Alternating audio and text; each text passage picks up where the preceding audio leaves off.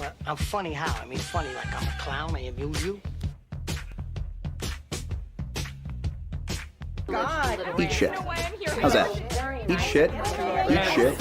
Eat shit. Smug smile. Definitely eat shit. I'm as mad as hell, and I'm not gonna take this anymore!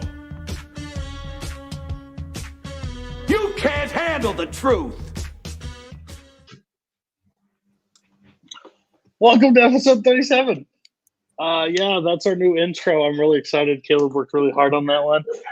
That's amazing. He included the Joker just, I think, for me and to tick everybody else off. So I really appreciated that moment.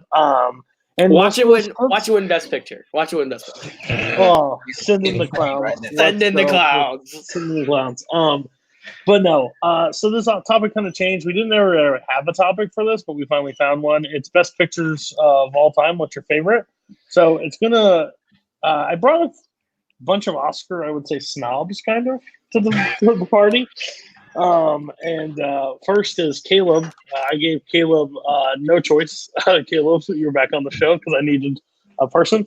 So, and we had a dropout like less than 24 hours ago, so I had to like scramble and try to find somebody. I decided we're going to go back to three-person because it works. So Kaleb, go ahead. Tell us how you feel tonight's going to go for you. I wasn't even supposed to be here today, legitimately. I was going to take a break for the month and not do any episodes this month, but I'm here for the Oscars, and I'm excited to make everyone here very upset. Oh, no. My list is not pretty. It's very Koho, mainly because I think I've only seen 11 Best Picture winners total. So let's see how this goes. Like You only saw 11? 11 or 12. You told me to be here. You made me come here today. Word for a fucking road. As somebody that claims to like love the Oscars, I think that you would go back and try to watch some. I've tried. They're only from the last 11 years. Okay. Excuse you. I don't need You're that not wrong. personal attack. Okay. Next, Jake. Apparently, before Jake got here, Koho was talking trash that he smacked you all across the Koho smacked you across the room last night. So, how do you feel? Because you have a good Oscar taste in movies. I think you normally agree with the Academy, right? Because it's their choice, so you're okay with it normally. How do you feel like you're gonna? How do you feel getting judged on your taste of Best Picture winners here? Because apparently you just did something for 4.5 hours over at another channel, so who knows? I mean, that was slightly different. It was a drafting, and a lot of the things that I wanted were already taken. But, I love the Oscars. Anytime we do, like, an Oscar list, I've got to be on. I think I'm, like, one of the residential guys to do this. I did well with the Best Picture snubs, and we'll see how well I do on this one. I've gone just completely my favorites, and I think it's kind of obvious which ones I'm going to go with, but we'll get to those when we do. I'm very curious to seeing what Kaleb and Andrew have to say. And their picks as well, because I just feel like this is going to be an interesting one. It's going to be just musicals from both of them. Actually, it can't be Kevin because I've seen 11 films, so it can't be La La Land. So let's see. By the way, I saw somebody in the chat, Kurt Kolakowski. If you got a list and you want to be on a show, you can send it real quick, and I'll make you the fourth panelist. Come on, Kurt, do it. But I'll first I'll go to Andrew. What do you think about tonight and how it's going to go? Well, I lost last time. It was my first time actually losing and not being in the middle. This time, I'm winning. Are you challenging Are you? Yes, I'm challenging you. Are you going to win? The Academy decide. The Academy being Cody Newberry. Considering you're a musicals guy and you lost the musicals topic and you're going to put a lot of Best Picture winning musicals on here, I think you're going to lose again, Barr. Sure, let's sure. Soak it in while you can. I've yet to get a response to Kurt Kolakowski. I know he just went through heck, so it looks like we're going to press on. He has until the third panelist to send me a list. But we're going to start with Koho because I really am curious. We're going to go 10, 9, 8. So go ahead, tell us what your 10, 9, 8 is. So for number 10, it came down to two movies. One of them was The King's Speech, which I've seen once and thought was okay. It was all right. And the one that I saw that I've seen twice and think it's pretty good. Probably shouldn't have won Best Picture in that year, and that's Chicago. My number 9 is The Sound of Music. And my number 8 is Slumdog Millionaire. All right, so Chicago is fun. It's not a great movie. It's not a great adaptation of the musical, but it's okay. It's not the worst. Like, I like Chicago as a musical. It's kind of overrated in general. But I think the movie kind of has fun with it. I think Richard Gere does pretty well. I think Catherine Zeta-Jones is great. I think Queen Latifah is really solid. They have fun with it. It's a kind of a fun movie. Number 9, Sound of Music. This is more so childhood nostalgia. I watched this one a lot as a kid. It was one of the couple classic musicals that I grew up on. That and Meet Me in St. Louis. So like those two, I watched a lot because my mom and I like this movie. It's been a while since I've seen it, so this is very much influenced by nostalgia to put this one on. But Julie Andrews is really good in it, and I like the songs. And Christopher Plummer is really great, and as a child, didn't know that was Christopher Plummer. And now going back and realizing that was Christopher Plummer, I'm like, oh, okay, pretty good. And 8, Slumdog Millionaire, which I enjoy. I like this one a lot. I don't think it should have won Best Picture that year, but the movie that should have won Best Picture wasn't even nominated. So of the movies there, I would have taken Slumdog.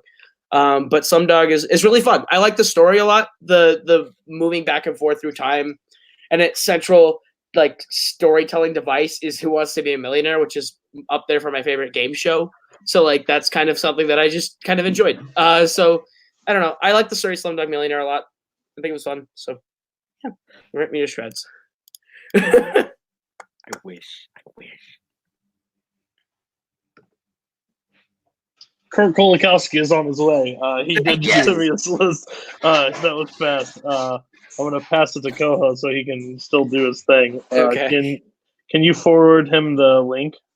Why I rip you apart? This is a Your List Sucks first. This We're is bringing first. on a panelist in the middle of the show. Yeah, because I can do whatever I want. Sure. So, first Chicago. With 11 choices, I personally I like Chicago as like the overall musical. I don't think this version is the best ever. I do like Richard Gere. I will give him credit. I think he plays a fine character. There he is. He remembered 10 Chicago and got his ass here. He actually, if you read the chat, you said you saw 11, and he goes working on it pretty closely after it. So Chicago, yeah, I like the musical. If you watch the stage production, like the musical itself is not that great, but it does fine for the show. It should not be on your Best Picture list. You should watch more movies, but I would watch Chicago probably over King's Speech, and that may sound rude to some people. I just don't find the King's Speech that entertaining at times. Your number 9 is Sound of Music. I actually do not like this musical at all. I do not find it a good musical. If you want a Julie Andrews musical, go watch Mary Poppins. Stop watching this movie. I think picture. I get it. This movie is completely overrated. In the musical stance, I don't believe any of it's. I think the music's terrible. Just to be honest with you, I don't like any of the songs. So that sucks that it's 9. I would have maybe put Chicago higher than that one. Actually, I would have left that off and put King's Speech and then Chicago. That would have been fine with me. And your 8 was Slumdog, and I love being friends with you because I know more things behind the scenes than most people. This is always your argument that Dark Knight. Slumdog doesn't deserve to win. It should have been Dark Knight. Like that's always the conversation, and then you put Slumdog as 8. So I like Slumdog though, and it was also on your Oscars got it wrong for Dark Knight. So I find that funny too. Which I love that you were on that show. Looking back now, that you said the Oscars got it wrong, but you saw 11 Best Picture winners. So some of those are lies. And we're gonna find them out tonight. That's great. We're going to go to Barr next. What 1930 musical did you select as your favorite? Well, actually, we're going to start with an American classic at my number 10. It's Rocky. Yikes. Sweet. Of course, he's all that. I totally forgot that's what we gotta do. My number 9 is On the Waterfront. And my number 8 is a Smart Pack, also known as The Departed. Yikes! Cool. Okay, so that's my 10. Kirk's eye roll is already in effect. He is still pissed from the last show. So many we're gonna movies here I'm not allowed to talk about, and it's killing me. I'm dying inside. So we're going to get a lot of anger tonight from Kirk. I love it. This is going to be great. That's why I said to him, I tuned in for 30 seconds and saw him about to start killing people. So it's great. All right. So On the Waterfront, go ahead. All right. So On the Waterfront, it is a great movie from the 50s starring Marlon Brando and Lee J. Cobb, who does not get enough credit as an actor. It's just a really interesting crime film about a guy who works on a dock, but he's pretty much a henchman for a gangster, and he takes care of people. And at one point, he takes care of a guy who he ends up falling in love with his sister, and the guy's sister, not Marlon Brando's sister. It's not like that. Thanks for clarifying. It's just a really beautifully shot, beautifully acted, beautifully written movie. Lee J. Cobb's Johnny Friendly is one of the best villains in movie history, in my opinion. It's one that I think people should really, really watch. Yeah, I won't give you much credit because personally, I haven't. This is one I haven't seen yet. I am finding myself as more of a classics apologist now because I used to like, they're classic movies. They're black and white. These are shit. They couldn't afford color. The Wizard of Oz came out in the 30s. Well, tell me the problem. But I'm finding more and more how much I actually appreciate them and how much I love actually.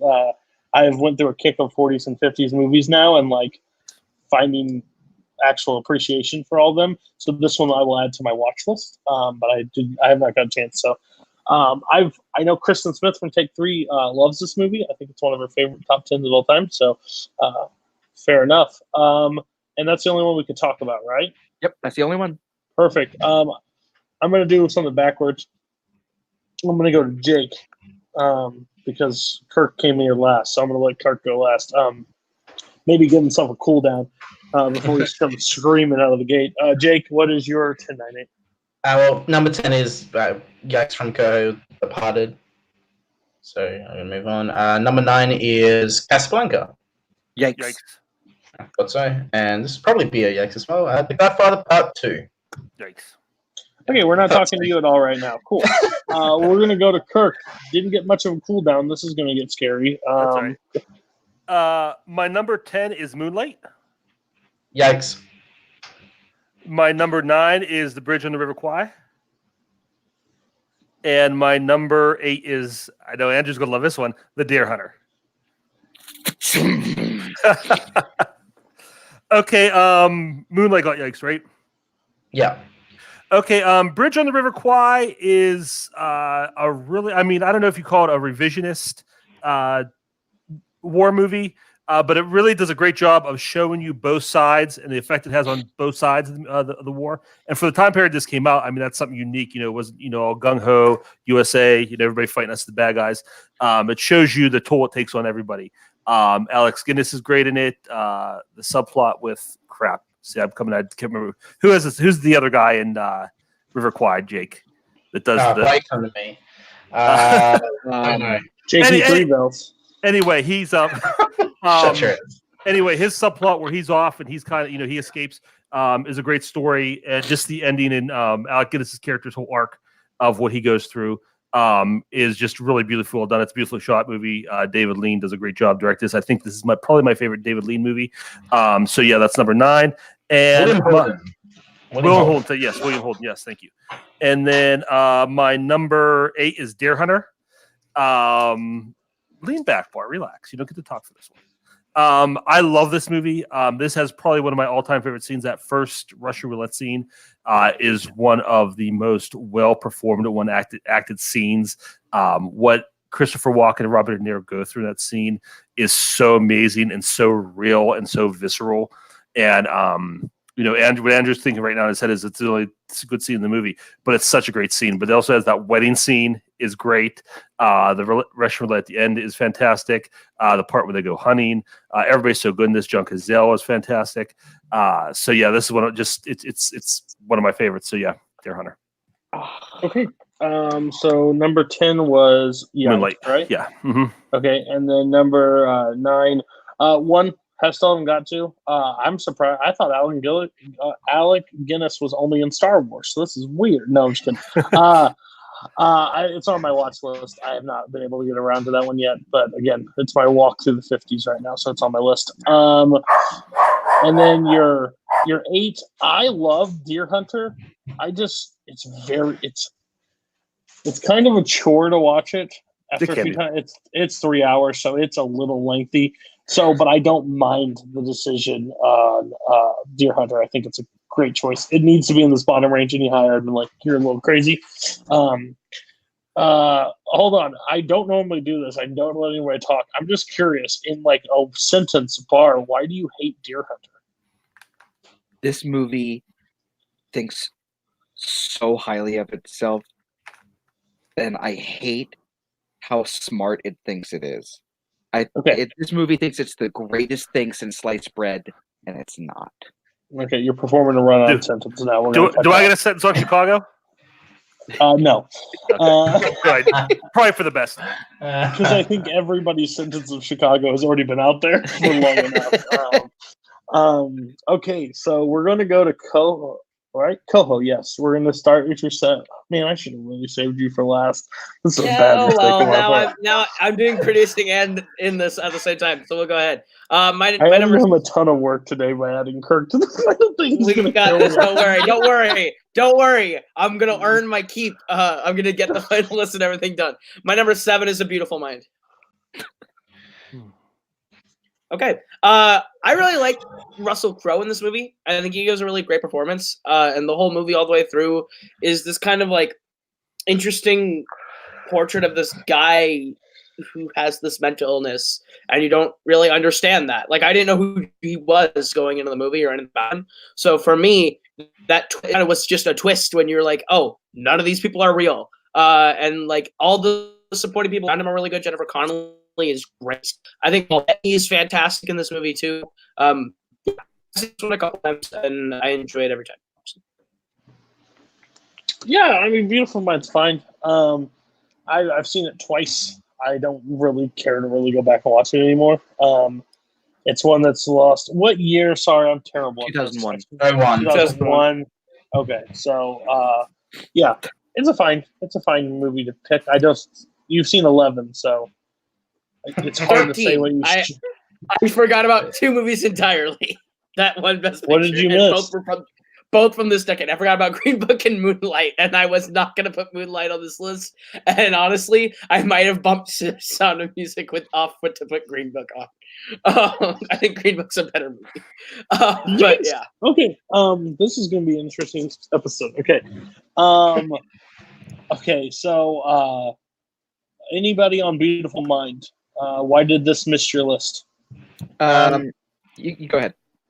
Yeah, as the champion, I should go first. I'm kidding. I'm kidding. Remember when this guy used to be humble? We're a heel faction now. It destroys your mind. I used to love this movie when I was young, when I was a teenager, and just like when I first watched it, I was like, oh, this is good. I really it's definitely one that has not lingered in my head since I've seen it. Like, there are definitely elements that I still enjoy, but I have no reason to go back to it anymore, really. Yeah, it's a standard biopic that does it well enough for it to be good, but yeah, just that's also one of the best digs that you've ever done unintentionally. Oh, I like this when I was a teenager, like when I was a kid, but now I'm mature now and I don't care about exactly like Pillow. Go ahead, Bar. Why not? I think this movie's fine. I think Russell Crowe gives a really good performance. I think Jennifer Connelly does as well.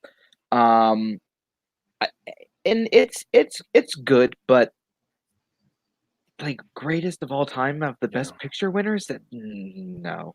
This is coming from a guy who's only seen 13 Best Picture winners. I wasn't even supposed to be here today. You have no excuses for not seeing these other movies. You could I have let me do. know, but you could have let me know. Hey, Cody. No offense. I've seen 13. I wasn't Like going to be Luke- on any of these for the entire month of February. I was like, So- I'm going to take February off in terms of being on, but now I'm fucking here. I'm not going to get any more flack for dances with wolves now, right? No. Okay, thank you. That was Yeah, still one of the best moments. A Beautiful Mind is, I think Andrew's hit it on the nail on the head. It's a good movie. It's definitely not at the bottom of the Best Picture winners. I wouldn't put it at the top though. It's it's one of those placeholder like early '90s, late '90s, early 2000s winners that just kind of there. And yeah, it was a good movie. You look back and it's like, oh, okay, I guess that one. But yeah, it's nothing really special jumps out at me. What late 90s, early 2000s other Best Picture winners could you also be referring to? I'm not going to tell you. I'm not going to tell you, Jake. I'm going to keep that to myself. I'll tell you. Keep that in the later on. old back pocket. Oh, Okay. God, this is gonna be fun. Koho, I know you're back. You're somewhere. I need I'm here your 6. I'm still here. My number 6 is American Beauty. Yikes. My number 5 is Rocky. All right, so we'll talk about it. I think regardless if this was in Fandom or whatever, like I saw this before even it needed to for Fandom. This is one of the first movies that I like started delving into when it was like, all right, if I really want to get into movies, I should go back and watch like the ones that are touted as some of the greats. And one of the first ones I watched was Rocky. And I think it is the perfect underdog story. I think Sylvester Stallone's movie, like I think he's done better in the franchise since this. I think Rocky 3 is a better Rocky movie than Rocky 1. But I think Rocky as a film is still a really great movie. It's a deserving Best Picture winner. I think Stallone's second best performance in the Rocky franchise is in this movie. I think slightly better performance than Creed. But he is really good. Carl Weathers as Apollo Creed is phenomenal in this movie as that I'm the champ and I'll beat him because I am the champ and I don't really care because it's just an easy fight sort of thing. And Rocky kind of putting his all into this because he's like, if I want to do this, I'm fighting the champ, I want to go the distance sort of thing. And the fact that he loses at the end, everyone talked about that as like a big deal. I mean, in the context of when it came up, that is a big deal. And I think that's an important moment in cinema history is when Rocky loses that fight. Very happy ending for Rocky. Oh, 100%. But yeah, I really like the first Rocky. I had it at number 10. Oh yeah, I forgot. Go ahead and talk. You're good. First of all, I'm a Philadelphia shell. I used to live near the art museum steps that he runs up in the movies. Andrew, have you been in any movies in the Rocky franchise? Well, now that you mention it, Kirk, we'll talk about that some other time. But no, this is just a really great script about a guy who Thank you, Kaleb. About a guy who works his ass off and is able to achieve everything that he is working for, even though the odds are against him in every single way, whether it be the match itself or just his chances with Adrian. It's a beautiful story about persistence, and I think it is a fantastic movie. Okay. Yeah. So Rocky is one of my favorite franchises. I enjoy every bit of it. Right here. This is no Dan Skip Allen. I'm actually sending this to Nicholas Tuig as we speak, so we can have all 6, so we can study it in Fandom. That's the manager I am.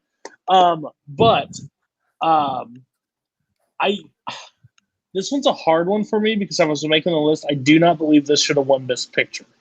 Looking back, Network, Taxi Driver, All the President's Men are better movies in my opinion than the actual Rocky itself.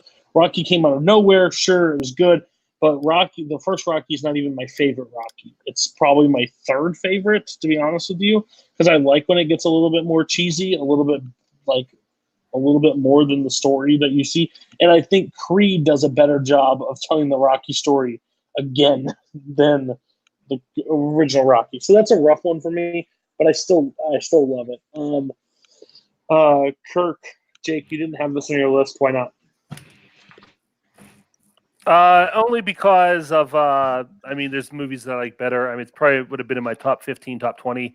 I have nothing bad to say about Rocky. It's a great movie. It's a great story. I do agree with you. There's at least 2 movies that were more deserving of the Oscar that year. But yeah, Rocky's a great movie.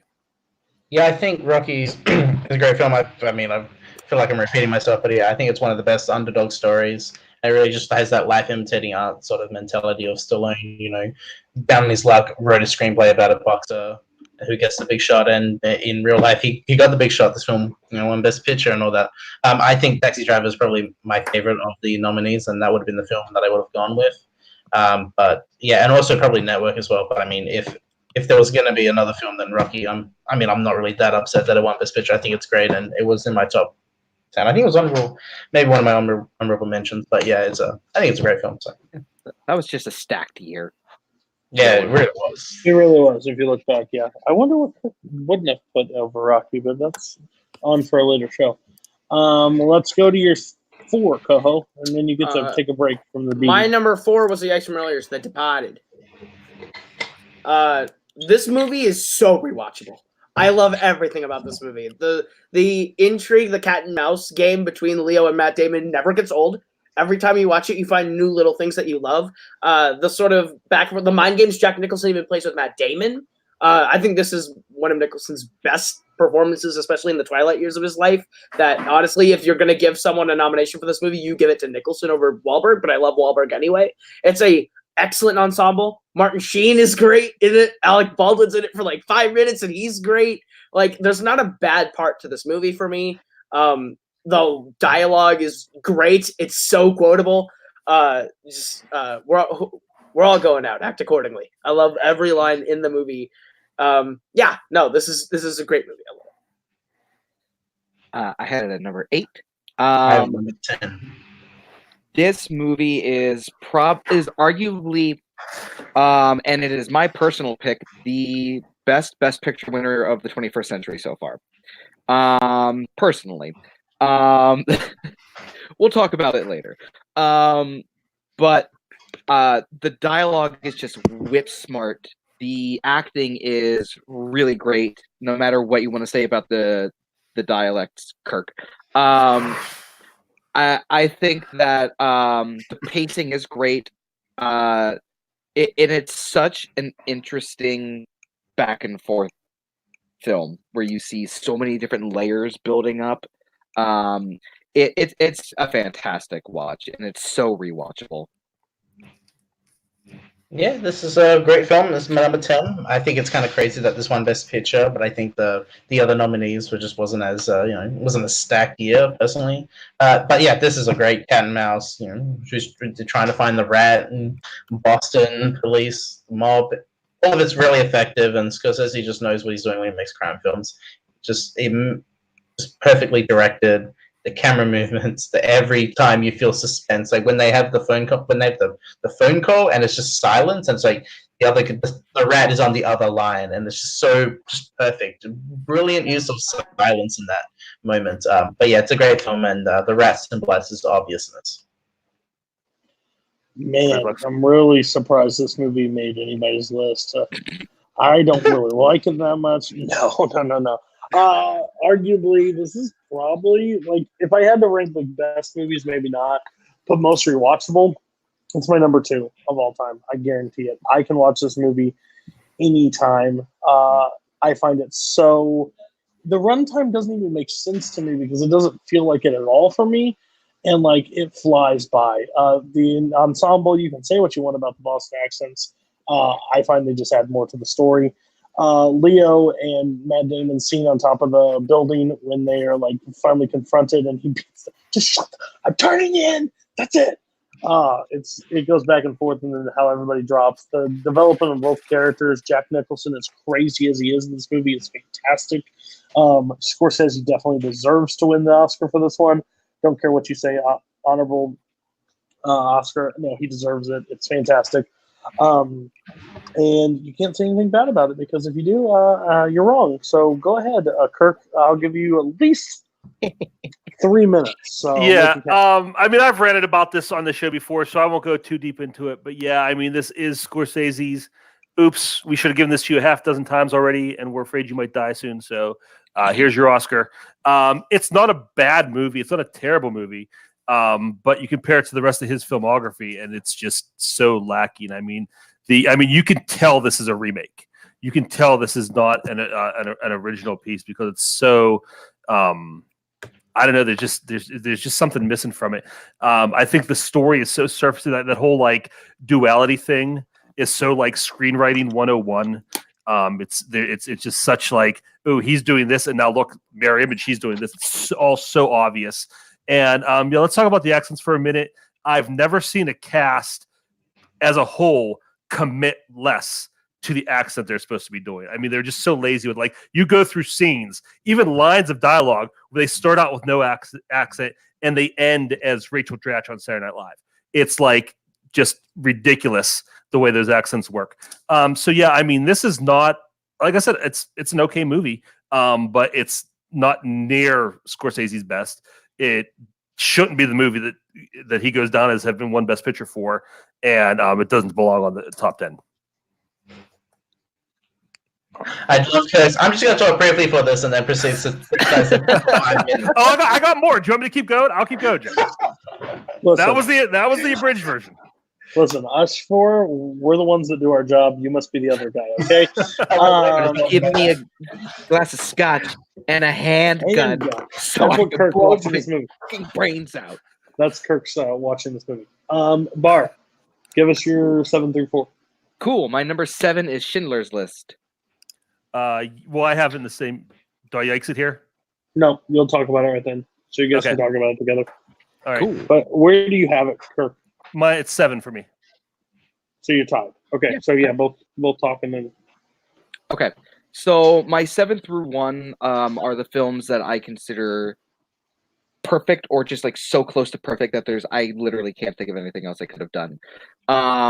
Schindler's List is an amazing true life story. And honestly, because all of these next 7 are so close, in my opinion, I went by rewatchability, and Schindler's List is just the one I would go back to the least, but that's because of how powerful and how well done it is. It is a beautifully made film, and it's easily one of the greatest Best Picture winners ever.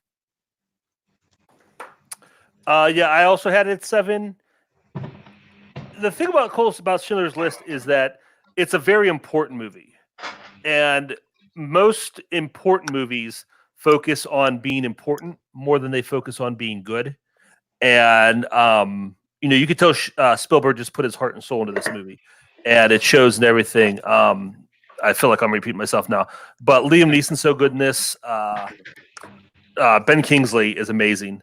And that, I always think about that last scene. It took me 20 years to watch this movie because just to get myself built up to like, okay, I have to sit through this now. I finally have to do it because I knew how hard it was going to be to watch. And I was fine. I was good until I got that scene at the car where they're leaving. And I could have got one more, and I lost it. And just the weight of that and everything, the arc of that character is so beautiful. Just starting out is just very pragmatic and, learning slowly what was happening and what he could do to stem the tide. Very beautiful movie. And it's, again, like Andrew said, the only thing that hurts is rewatchability. I don't know if I'll ever watch this movie again. I don't know if I'll be able to watch this movie again. But it is fantastic. No one else had Schindler's. This is a tough one. This is a very tough one to have on the list. Not saying it's not right. I won't say that by any means. It just, of the movies, is very hard to watch. Like, incredibly difficult to watch. Doesn't take away its value or how great the movie is. I think 7's almost an appropriate spot for it because if you don't have it, how can you not include Schindler's List? But then the case is if it's too high, like, really that's your favorite, you're going to go back and watch that movie of all movies. So it's a back and forth. But I think Schindler's List is a brilliant film. It's brilliant. That's why on the polls I could never vote for it. Yeah. At times because I'm just like, I'm not watching it again. Yeah. I can't watch it again. It's completely in the class by itself. You can't compare it to the other movie. Yeah, it needs to be taken out of the argument because one, if you vote, it's like how can you vote against a movie that depicts the Holocaust and not like give it all the praise. So, Yeah. Jake and Koho didn't have Schindler's List. Koho, I'm thinking, hasn't seen it. Jake, you have, so why didn't you put it on this? I have not seen it. You've not seen Schindler's List? That I mentioned it on the Best Picture draft. It's a big film it's probably the biggest film that I've just not seen. It's just one of those films about it's about the Holocaust, and it's just like I need to put time aside. I need to put a date aside to watch it because I just feel like I may just be like emotionally broken watching it. But it's just one of those films that I obviously need to go see. It's just the subject matter and all that sort of stuff has just really been putting me off seeing it. So I've said that I will try and watch it sometime this year. Koho. I've never seen it all the way through. I've seen bits and pieces of it. It's another movie that from the stuff that I've seen, I can understand why someone would have it on the best list, but we're doing favorites. And I don't know if I would ever, after watching it once all the way through, once I watch it once all the way through, I don't think I'll ever watch it again. And if I can't watch a movie more than once, I don't think I'd put it on a favorite list. So I think that's fair. There's movies like that, like 12 Years a Slave, that opening scene or whatever is so hard for me to get past. Like, it's so hard to watch. Like, I just I don't want to watch this anymore. So I understand not wanting to watch it again. Let's go to your 6. All right, my number Yankee Doodle. What's that? What? Sure. Cool. My number 6 is my favorite Billy Wilder film that has won Best Picture, and it is The Apartment. So there's only one Billy Wilder film that's won Best Picture. I know, but whatever. Huh? Go ahead. The Apartment. I'm very upset that no one else has this on their list. This is a movie that took me on a ride. I think that the acting in this movie is some of the best acting of that entire decade. If not, honestly, Shirley MacLaine gives one of the best performances I've ever seen. The story itself is really tightly written, and it keeps your interest and your focus the entire time. Billy Wilder's direction in this is just amazing, and the one scene, you're having a good time and you're feeling emotions all throughout it, and then there's the one scene where he walks into the bedroom and he sees Mrs. Kubelik in his bed after dealing with a very traumatic incident, and the entire movie just floors it from there. This is an impeccable movie. I think that this is one that everyone should and has to watch. Just to let the Movie WarZone champion, the Lost Weekend one. And I realized after I said that, and I realized that Lost Weekend had won Best Picture. Maybe we need to put you back in the dungeon so you can keep that belt. Not looking very promising. If you watch my letterbox at all, I am on a Wilder kick right now. I believe he's one of the most brilliant directors that has ever been able to make movies. The Apartment is not my favorite Wilder anymore. It was for a long time because I saw 3. But then as my list goes on, I just think his comedy is, I think, unmatched at times. I think it's brilliant what he does. And then this movie, I think he's almost always best with Lemmon. I think Jack Lemmon and him. I think Irma Deuce in that comedic moments are better. But I think The Apartment is brilliant. You can only pick one. So The Apartment, I'm glad somebody had it on here because I think The Apartment is a brilliant, brilliant film. So, yeah, hats off to you. You get some bonus points because you at least have Wilder on there. 3 people did not. Koho told me I need to watch 2 movies before this. Casablanca and The Apartment. One of the 2. Which one should I watch? I told him The Apartment. Koho, did you watch The Apartment? No, I did not. You're dead to me. Cool. Get out. I didn't get the time. I had a whole lot happen in the last 2 days, and I wasn't able to watch it, but I wanted to. Kirk, Jake. Jake, now that you know that Wilder won 2 Best Pictures, why didn't this one make it? I haven't seen it. I've only seen 2 Peter Wilder films. Okay. Hey, champ, let's not mention that on screen. Cool, that'd be awesome. Stop, Scully. What did you say? Okay.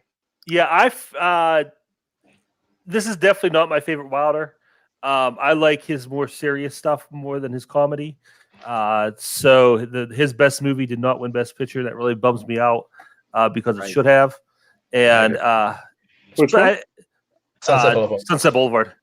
I want to talk about something like hot, but I think it might be hype factor that keeps this off my list. This movie got hyped for me a long time before I saw it, and I went into it and I'd already seen Some Like It Hot. I'd seen Sunset Boulevard. I'd seen Double Indemnity. So I came to this kind of expecting something else, and obviously it's a very different movie from all those. So it didn't really stick with me the way it does with a lot of people. But it's still a really good movie. I probably would have it in my top 20. Okay. All right. What's your 5? My number 5 is my all-time favorite biopic. It is Amadeus. Yikes. Great. Good. Thank God. Amadeus. Go ahead. My number 4 is one I'm hoping will also get yikes. It's The Godfather. Yikes. Great. Great. Did that win Best Picture? I wanted to seem like Jake for a second and not know Oscars. Go ahead. Fuck off. I mean, that was yikes. So Yeah. Yeah, I got it. Is there any more? Or are you done? That was my number 4. Okay, Jake. Number 7. Oh god, I'm getting so many yikes. Number 7 is Amadeus. So yeah, thanks. Yikes. 6 is Silence of the Lambs. Oh, good. I get to talk about that one. Yeah. I'm definitely curious now. What hasn't been said about Silence of the Lambs? It's the first horror film. I put horror in quotation marks to win Best Picture because it's more of a psychological thriller. It's just a great story. Clarice Starling, is one of the best film characters ever. You really just relate to her and the struggle she has to do as a detective, and it deals with the whole idea of the psyche of the mind and the criminals and just serial killers and crazy people and what they do and how crazy they can be. Like not James Gunn, it's James Gunn, Buffalo Bill, and Hannibal Lecter, and they're both terrifying villains. The difference is that Buffalo Bill is the central villain, while Hannibal Lecter is. It's crazy because everybody looks at the villains and I think of Hannibal Lecter, who is an amazing villain, but he's not like the antagonist of the film. That just shows how well he was created and designed, and how brilliantly acted Hopkins was as Hannibal Lecter. It's just one of the best films of the 90s, and a film that's very easy to rewatch. It's just so brilliantly directed by Jonathan Demme. His use of close-ups, especially in the scene where Clarice meets Hannibal Lecter for the first time, is just so perfect. Because it's always like a back and forth between them two, as far as who's in control. Lecter wants demands, and then Clarice wants the descriptions about Buffalo Bill. It's just so brilliantly done, and I think that Silence of the Lambs is perfect, and also just a great ending. Just to leave it that ambiguous and vague is just well done. Lecter is one of those people that have made me watch the other Hannibal movies. Yes, I do not think they're great, but they still drag me in because I find him so fascinating as Lecter. But Silence of the Lamb is. I remember being terrified to watch this movie growing up, just because I was scared of I always saw the clip of him going towards her and creeping me the fuck out. I was like, no, thank you, I'm totally out on that one. But as you watch it, you're 100% right. The fact that Hannibal Lecter became the character he is from the little he had, he's not the main person in that film. He has those moments, the interview, the stuff like that, but he sticks with you and he creeps you the F out through every scene. And then Buffalo Bill, I absolutely love this movie. I think it deserves the 5. Then it won the big 5, isn't that right? That's always a trivia question that's asked in 75 leagues. So yeah, I absolutely love this movie. I think it's good. Why the hell is it not on everybody else's list? I haven't seen it. Motherfucker, why are you here? Because you made me. You made me. I would say, I mean, a couple of things. First of all, I look at this movie a lot of people look at The Dark Knight now, where when Lecter's on screen, it's up here, and the rest of the time it's down here. And down here is still pretty good, but you miss being up here. And I feel like my other thing about this movie is I think it's a little too. Or Cody, you better be talking about that way about Silence of the Lambs or Dark Knight. Keep talking. Just keep talking. Well, here's a bigger shovel. My other issue with it is, and I was talking about this in the last show, it just looks too clean. I don't like the way it's shot. Silence of the Lambs is in almost always a better movie than Manhunter, but Manhunter has a grittiness to it and an edge to it that I feel is lacking from the movie as a whole in Silence of the Lambs. And again, I'm not saying all this to bash Silence of the Lambs. It's a good movie, but I'm telling you why it's not on my list. I really like this movie. I think this is one of those movies where the hype hurt it a little bit for me. I think Jonathan Demme did a brilliant job directing this movie. I think this is one of the best directed movies of the 90s. But for some reason, while I still really like it a lot, and I think that it deserves a lot of the praise it gets, I just kind of happen to like my 10 movies better. So Kirk is this guy. Kirk is that uncle at the family reunions that you're like, man, I did really good in sports. Yeah, well, let me tell you something, kid. He always does that lean. You wouldn't have made the team because you're a piece of shit. He ruins people's lives. He tells them blah, blah, blah. You asked me why it wasn't in my top 10. No, but who invited it's too you? Clean. It's shot too clean. I need dirt on the screen. Here's your participation trophy, Silence of the Lambs. Yikes. Okay. Can we go to your 5, Jake, and get off this? Number 5 is Moonlight. Okay, go ahead. Yeah, Moonlight. I mean, yeah.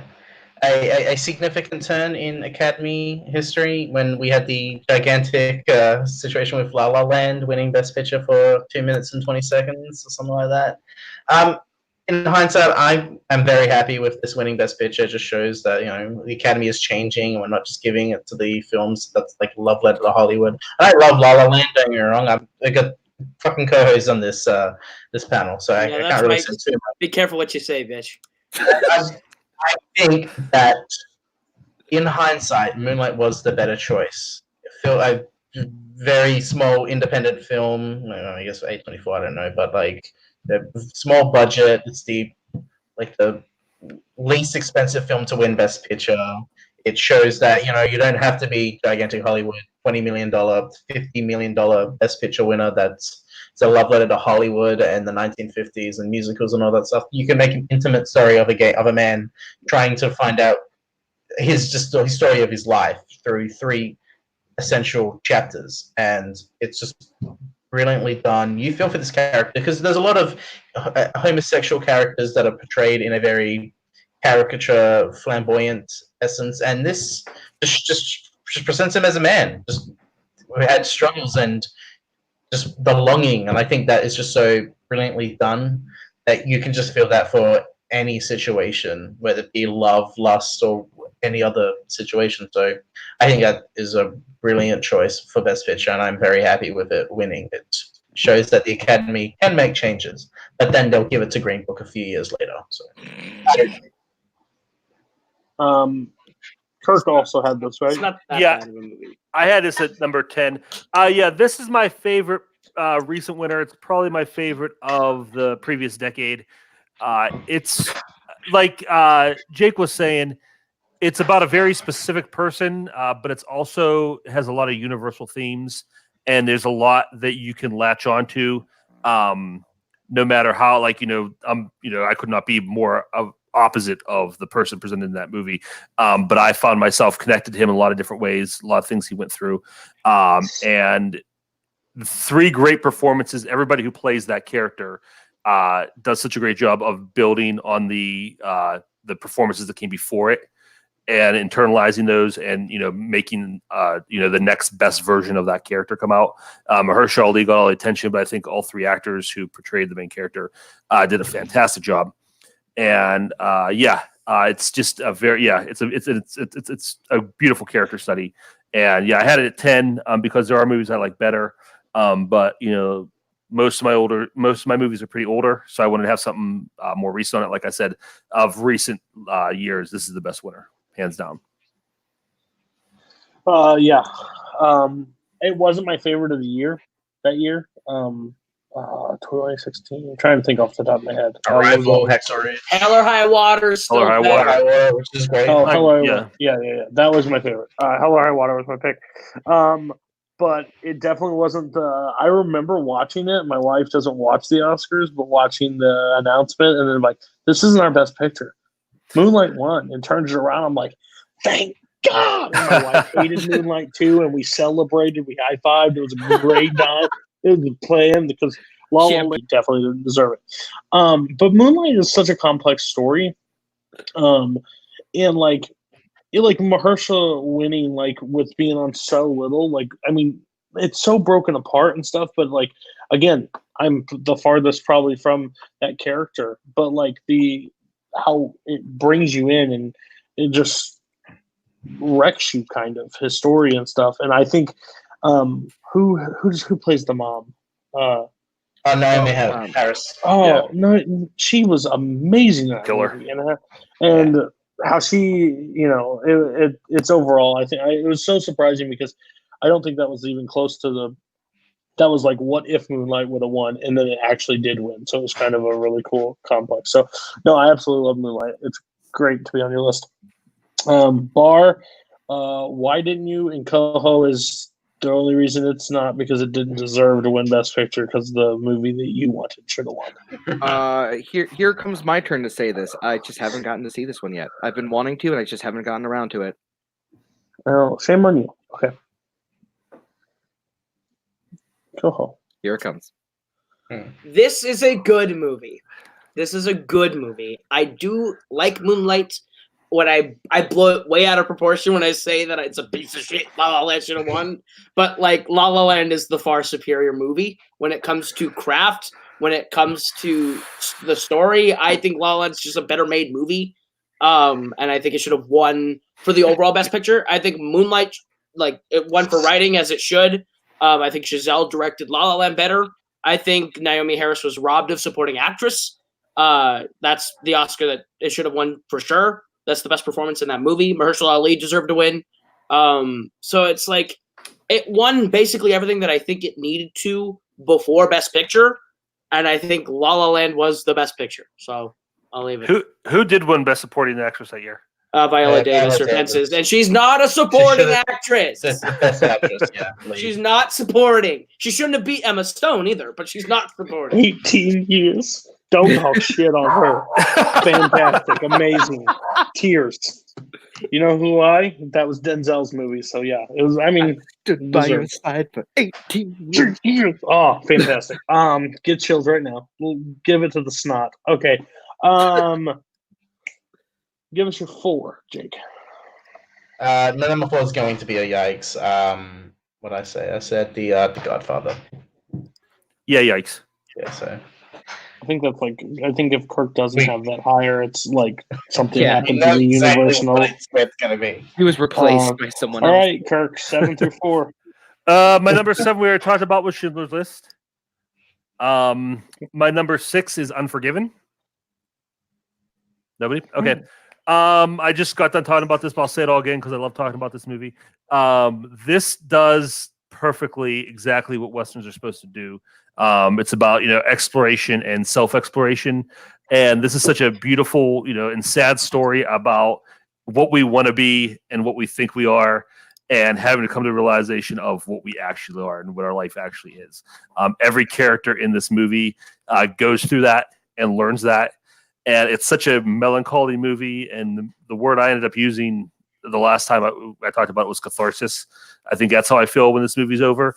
It's not a happy movie or a cherry movie by any stretch of the imagination, but I feel really good once it's over. I think that's why I like it so much, is because you really latch on to how why I feel the way I feel when it's over.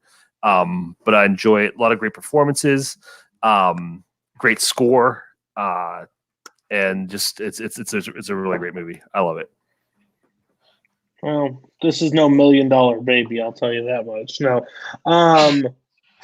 Just giving you shit. No, how serious you were with that statement. 100%. No, I like this movie a lot. It's one that I purchased without knowing much about it, but I was like, I like westerns. This will be fine. And then I didn't like it the first time I watched it. I'll be honest with you. I did not like it. It was long. I thought it was drawn out a lot. But then I got more after a rewatch, and I think it's very complex. And I think it definitely did deserve that year. I just it's just hard to go back to. So maybe it wouldn't be on my top list. I don't ever always want to punch an Unforgiven and have a great time. So that's probably why I missed. Why the hell do westerns have to be 4 hours long? Why does every western I've about watched 14 this year, and every time I'm they're 2:40, I'm I'm done. I can't do this. Hell or High Water is a crisp hour 45, and it's perfection. Fact. Stop. I don't need to watch him run across, ride his horse across the desert. Just quick travel. That's what I need in westerns. Barr, Jake, and Koho didn't have it. Never mind, Koho. Barr and Jake, Unforgiven. I want to see it though. This is a movie that I respect more than I necessarily like. I understand why people really like this movie. It just didn't resonate with me as much as it did with everyone else. It's not a bad movie.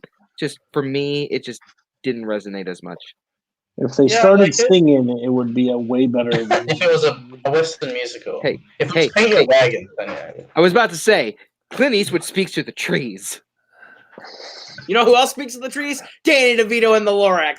Give it Best Picture. That fucking movie's great. I like Unforgiven a lot. I really like that Eastwood.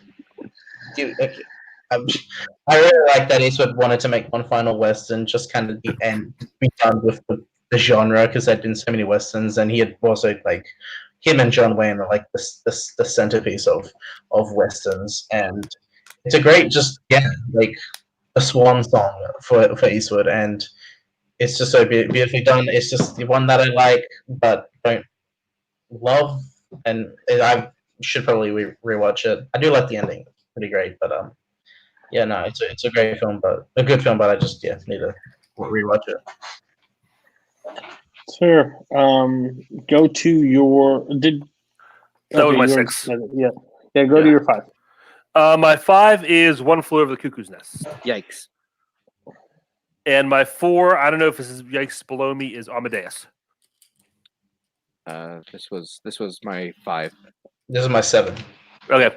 Amadeus is another just beautiful story. I love the characters and the relationship between these two characters. This is one of my favorite all-time on-screen, just, friendships, relationships, whatever you want to call it. Just the fact that they're both so in their own little worlds, how oblivious that Mozart is, that he thinks Salieri is his friend, and he's so desperate to have that friend. And, Salieri just really has no one else in his life, that he's so bent on destroying Mozart, but he still has that connection to him. They're both great in this.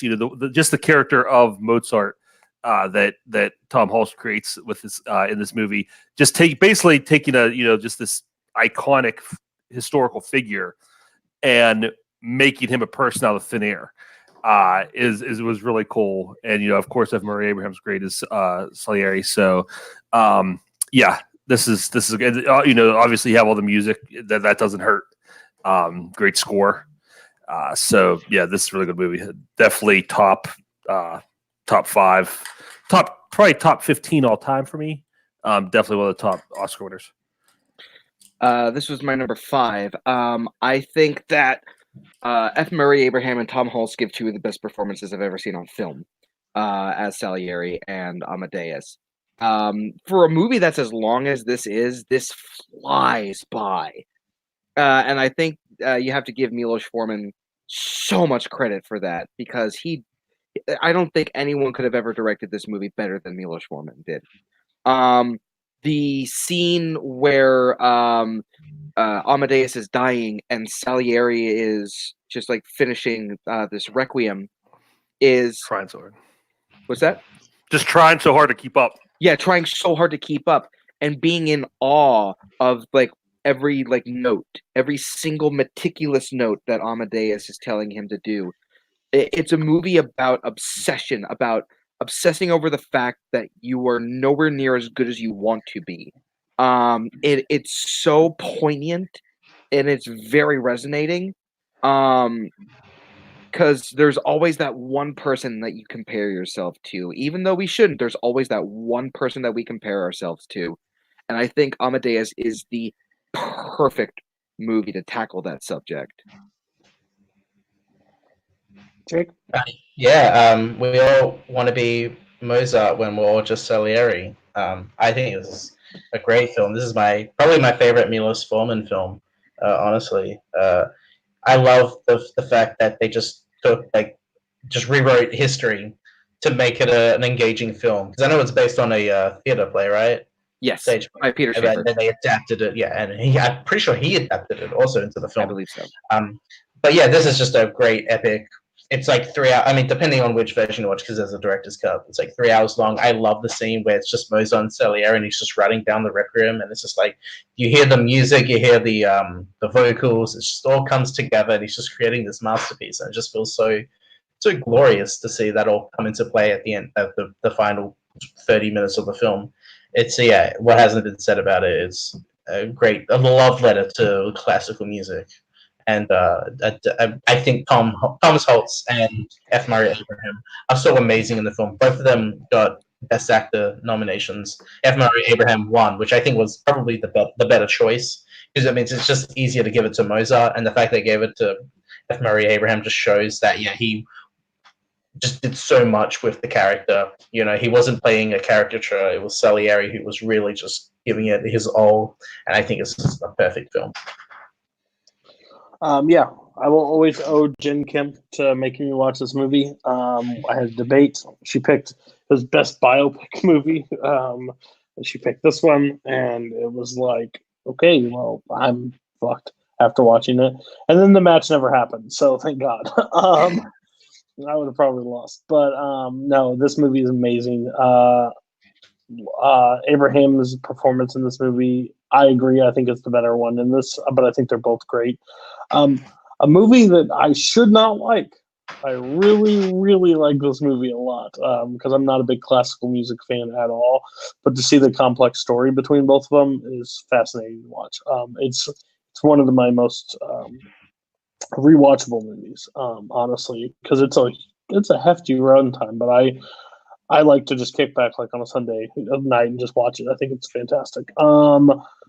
Koho, do you want to see this movie? That's what I'm curious about. I've seen the first hour of this movie, and then I wasn't able to finish it because I had something come up. And I loved the first hour, but I can't count it as a movie that I've seen because I have not seen all of it. So Bar's giving you sass right now. I know.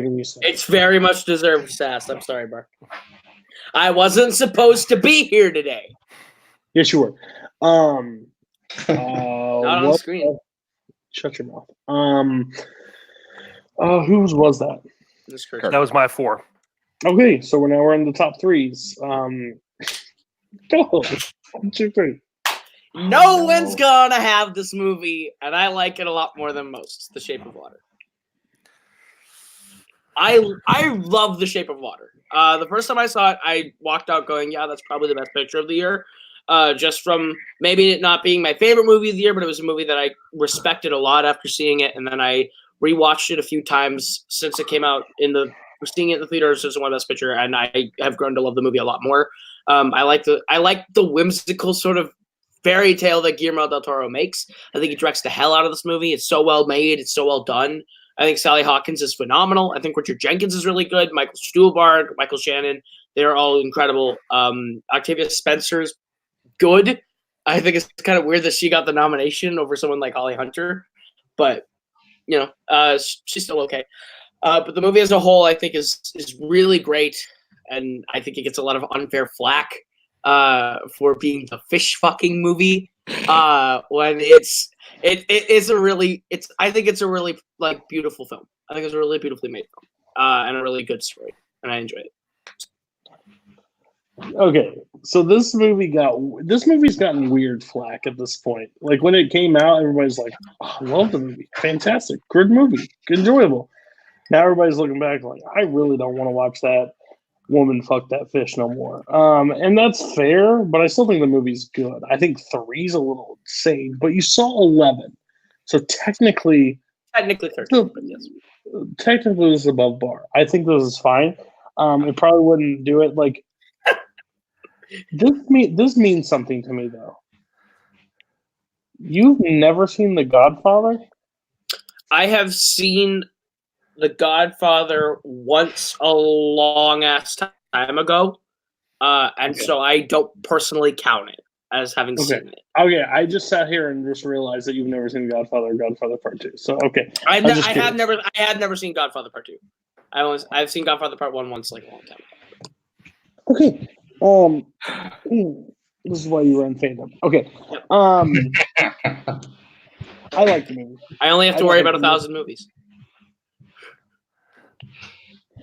I like the movie. I enjoy the movie a lot. I don't think it's I think it gets a lot of flack. But I do enjoy this movie. I think a lot of the characters are really good. I think Octavia Spencer's fine in this movie. I think she's really good in it. I also think what's his name? Michael Shannon? Michael Stuhlbarg? No, Michael Shannon's fantastic. The neighbor, who's that? Richard Jenkins. Richard Jenkins. I think Richard Jenkins is fantastic in this movie as well. Thank you. Incredible. But so I don't hate it. 3's a little high, but with what you had to go on, 3's fine. You 3 did not have Shape of Water because you had movies like The Godfather on there. Why no Shape of Water? How dare us monsters? Real quick, it's just another movie I haven't gotten around to yet. Oh, okay. I wanted to, I just couldn't get to it. Use recent releases Oscar films against Andrew Barr next time you play him because I'm pretty sure you're going to be able to beat him. That's not true. He's the lead. I love this movie. I think this movie's great. I'm very happy with this winning Best Picture, especially over the likes of like Lady Bird or something. I don't know why I would ever say that. Just to say some shit, but who cares? I'm very happy with this film. This is probably an honorable mention of mine. I really love the relationship between Eliza and the amphibian man. Also, her relationship with the neighbor. I love Guile, the Richard Jenkins character. I think he may be my favorite character in the movie. Honestly, he has so many great moments. And he's really brilliant.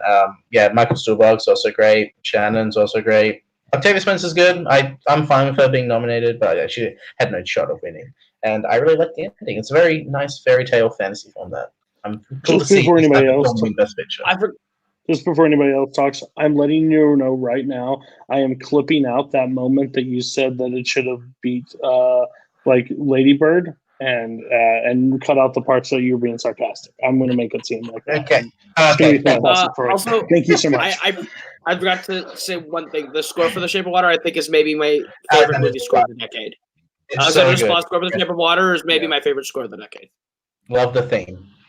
I think you guys hit the nail on the head. Basically, I mean, this movie's got a bad rap out of nowhere, where it's just like the fish sex movie, and it is so much more than that. I do like the fact that it won. I mean, it's the fact that Guillermo del Toro movie just wins Best Picture, and it's so uniquely him, and it's not like watered down. It's very much a movie that kind of movie that he would make, and it's something like that would win Best Picture. Something like weird and risky like that is really cool, and I do enjoy this movie. It's a great looking movie. It's so beautifully shot. But yeah, number 3 is insanely high for this. I mean, just what I got. I'm working with what I got, Kirk. I got you. Films. I'm in the context. I'm perfectly fine with this being number 3. Yeah. Working with what I've got. In context. Okay, so Bar, what's your 3? My number 3 is a movie that I consider. Now we get into the movies that I actually do consider perfect movies. And my number 3 is Casablanca. I think that this movie is the greatest romance movie ever made. I think that the performances in this movie are absolutely fantastic. How Humphrey Bogart did not win the Oscar, I will never know. It's one of the most beautiful looking movies as well. It is one of the best cinematography, like examples of cinematography for a black and white film I've ever seen. And just the script is strong. I think the director is Michael Curtiz. Michael Curtiz. Did a phenomenal job. The tension, the romance, the action, it's all beautifully and masterfully told. This movie is a absolute masterpiece of a film. Who else had Casablanca? I had this at number 3. I My number 3 as well. I had a number 9. Okay. Yeah, Casablanca is just an amazingly crafted film. This has my first favorite first 10 minutes of a movie ever. Just the way they set up Casablanca and the way what you learn about the city and the town and what's going on there, just from those, the whole, just perfect example of show don't tell, just showing you the life that you live when you're there, is so brilliant. I love that first 10 minutes, so great. But the whole movie's great. People were talking about it as being like a romance movie. Beyond that, just as kind of like a I don't know if you call it like a spy thriller or whatever, kind of defies genre. But beyond that relationship, there's so much to this movie. The scene where there's, with the dueling national anthems in the bar is just one of the best scenes, ever. And yeah, Bogart is great in this, and his character arc is amazing, where he starts and what he goes to. Like I said, just so perfectly crafted in every way. I saw this. I like this every time I see it. When I first saw it, it was all about the hype and greatest movie ever. And I was like, okay. And then the more I watched, the more I really came to understand it. The more I enjoyed it, and it's just one of my favorites now. Yeah, I had it at number 9. I think this is a great film. The romance is subtle. It's also just it's effective. It's part of the film, and you just really feel for Rick and Elsa, and that whole ending is one of the best endings of all time. Just it's not even an argument, really. I also really love Claude Rains in the movie. Yeah, he's great. Captain Louis Renault. I just think he's also really effective in the film. He also has his own arc with Rick, because Rick is his character arc as the changed hero who goes through this incredible arc of reluctancy, and then eventually it becomes doing the right thing. And I think that's just really effective. One of the best films. One of the best shot films. I agree with what Andrew said. It's Curtiz just knew what he was doing with the direction, the black and white, the framing. It's all so effective, and I think it's just so perfect. I haven't seen it. Oh man! Oh my God. I was going to watch The Apartment in Casablanca for this. I didn't see it. And you watched neither. What? I got. He watched Pirates of the Caribbean on Stranger Tides for the 7th time. Bitch, that was 5 weeks ago. So, I think this movie is fine. I do not get the entire love for it. It's fine. It's a fine movie. Perfection is a little bit rough for me to put that on there. Again, when I saw it, this is one of the hyped movies of my entire life. I get it. This movie is... Yeah. I thought no one could ever touch this movie by the way people spoke of it. I watched it. I thought it was good. I don't think it's amazing. And it's not one that I want to go through. And to be brutally honest with you, I find Humphrey Bogart very annoying in most movies that I have watched him in. I think he's an okay actor, but man, the dude overacts to some severe, and not in this movie, but he does, and that's also put a bad taste in my mouth. I would say watch it one more time. It is one of those movies that resonates with you better the second time. Why don't you watch something, Best Picture from 2016, or something like that? Okay, cool. You're getting on him for Stranger Tides. You can watch movies that are roadly on demand. I saw Spotlight. I saw Birdman. Spotlight's not that good. I didn't say that. I didn't say that it was amazing. I said I saw We it. will not talk about this blasphemy on this call. Okay, cool. What hell are we in? Jake, what's your 3? My number 3 is this is gonna be a yikes. I know it. No Country for Old Men. Yikes! What a surprise. Okay, Kirk, what's your 3? My 3 is Casablanca. Okay, Kaleb, what's your 2? My number 2 is going to be a yikes. It's Birdman, or The Unexpected Virtue of Ignorance. Yikes! There we go. Barr, what's your 2? My number 2 was a yikes from earlier. This is Milos Forman's One Flew Over the Cuckoo's Nest. I think this movie is amazing. Yes, actually. I think Jack Nicholson gives the performance of his career in this movie. I think Nurse Ratched is the best villain of all time. The way that she just plays with these patients' minds, like Billy, what will your mother think? Like that kind of stuff is just, I hate her so much. I think Milos Forman is actually one of the more underappreciated directors. We talk about him, but I don't think that we hold him up to the standard that we do, like a Spielberg or a Scorsese, that I believe that we should. The story is so tight. Just the way it's shot, the score. I think honestly, I could just go on in circles gushing about how great this movie is. Honestly, you have to see this movie. It's amazing. Who else had Cuckoo's Nest? I had it at 5. Okay, go ahead. Yeah, this may not be personally my favorite Nicholson, but I think this is probably his best performance. Nurse Ratched is one of the best all-time villains. She's so good because, like Andrew said, you hate her guts, but if you sat down and talked to it, she probably wouldn't understand why you hate her. She's in her head, she's just doing her thing, and these people need to be controlled. And Nicholson is the bad guy. Great little supporting roles from like Danny DeVito and Christopher Lloyd, and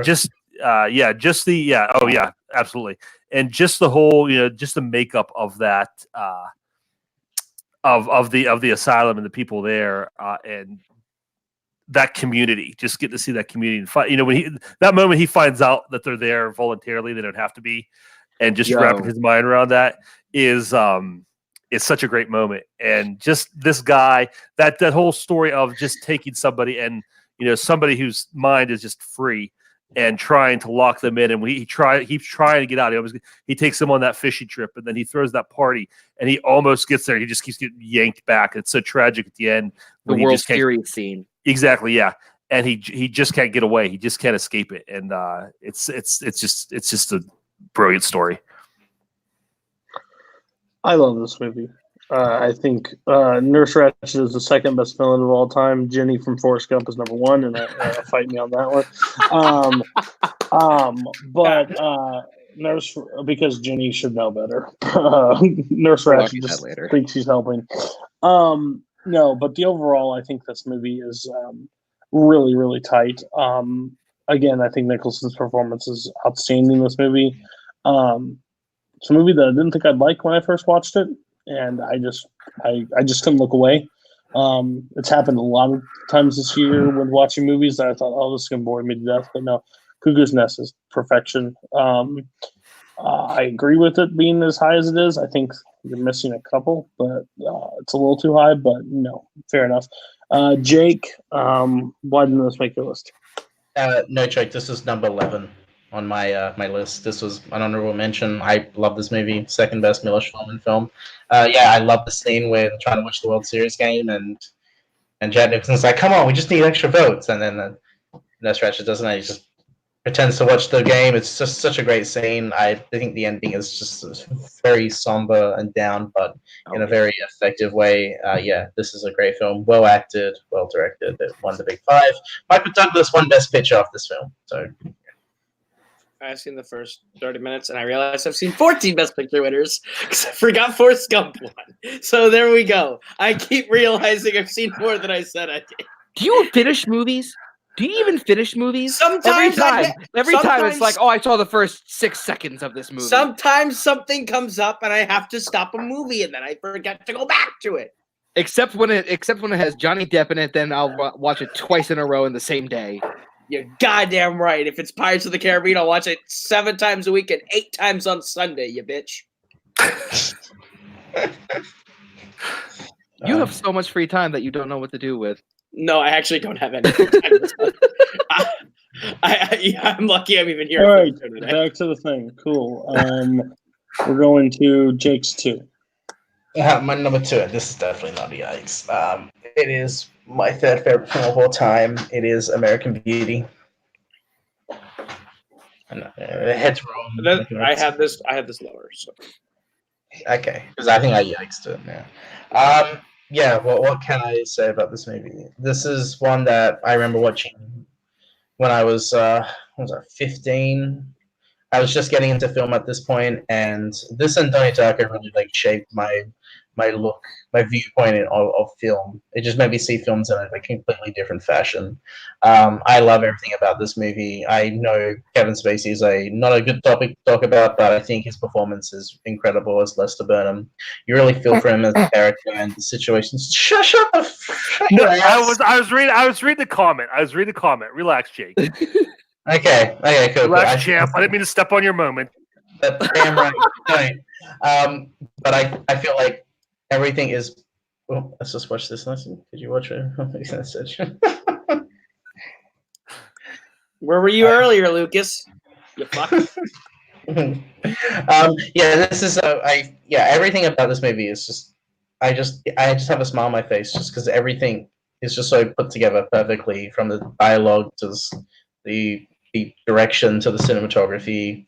The use of the color red is just so effective in this movie, and the themes about it being imprisonment and existence and meaning, and it's all portrayed in the beauty of life during the Americana suburban lifestyle. And it kind of looks at the idea of the grass is always greener somewhere else, and if you just look inside this family, what's really what's under the surface, because it shows a very shallow representation of that.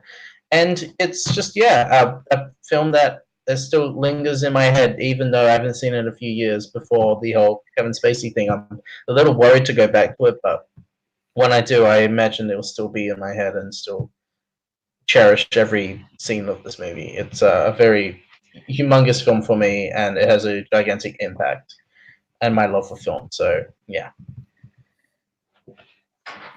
100%. Who else had it? I had this one at number 6. I saw this one pretty recently after I was hesitant to watch it because of the Kevin Spacey controversy, and I kind of had a vague idea of what this movie was about, and I was like, I figured I was going to feel uncomfortable, and I did for the most part, but in the way that the movie wanted me to feel.